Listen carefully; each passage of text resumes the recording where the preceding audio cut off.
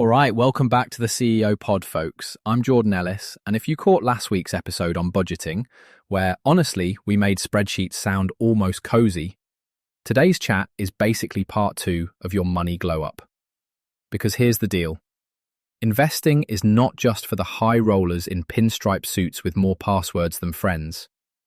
I know.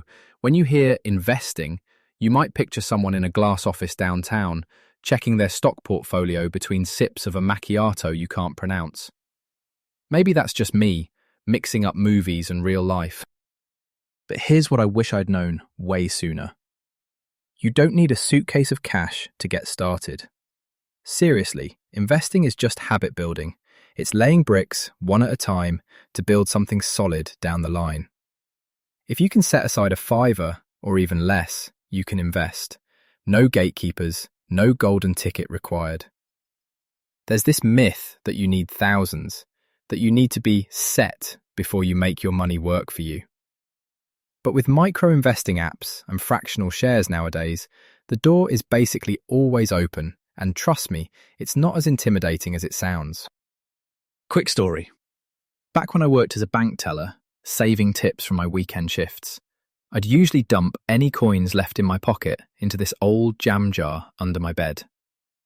My mum used to joke it was my secret retirement fund. And honestly, one Monday I looked at that jar, counted about £10 in coins and thought, why not try this whole investing thing for real? So I did. I bought my first piece of a fund with literal pocket change. Wasn't glamorous, but it felt oddly powerful. Like, suddenly, I was on the other side of the counter. So, if you're listening and thinking, I'll wait till I've got more saved, nah, don't. The best time is whenever you can. Even if it's just a few quid a week, that's your first brick. Let's shift gears a bit, because once you're in, what do you actually buy? Might sound scary, but I promise we're not venturing into Wolf of Wall Street chaos here. Let's unjargon this. First, index funds. Imagine a massive basket holding tiny slices of all the biggest companies. If the market, say the FTSE 100 or S&P 500, goes up, your basket rides along for the journey. You're not picking one winner, you're betting on everybody taking a lap around the track. ETFs, or exchange-traded funds, are like index funds with a twist. They're traded on the stock market, and you can buy or sell them anytime. I'll admit, first time I heard ETF in the lunchroom at the bank, I had zero clue what it was.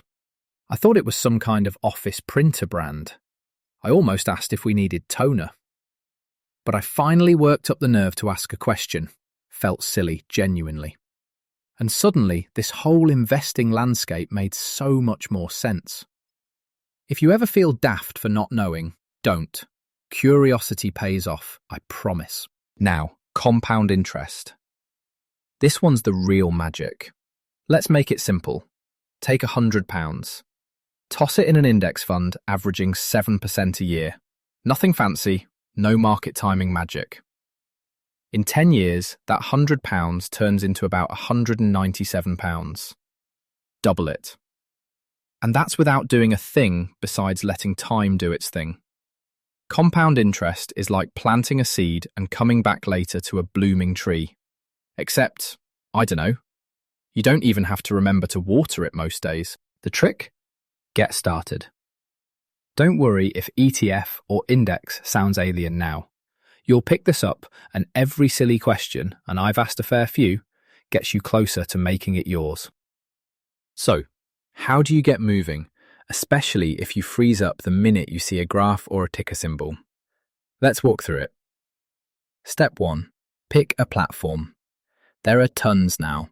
Apps and websites that let you start with just a few quid, no suits or secret handshakes involved. Step 2. Choose your fund. Do you go for an index fund or for an ETF? Honestly, both do a solid job for beginners, and there isn't a wrong answer as long as you're starting simple and diversified. Third, set up your auto-invest. It's the single best move for your sanity. Even I used to procrastinate on it, But now, not fiddling with it each month means I don't mess things up with my clever instincts.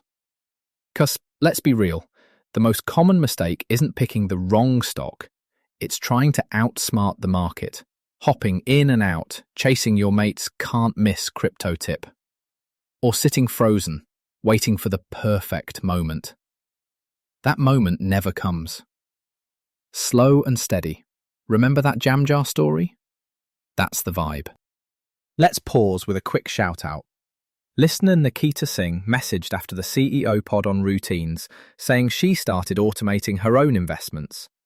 She called it the best micro raise she ever gave herself. Love that. So I'll leave you with this. What's the tiniest habit you could start today?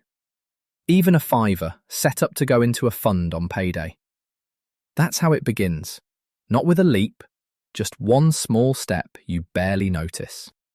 That's a wrap for this week.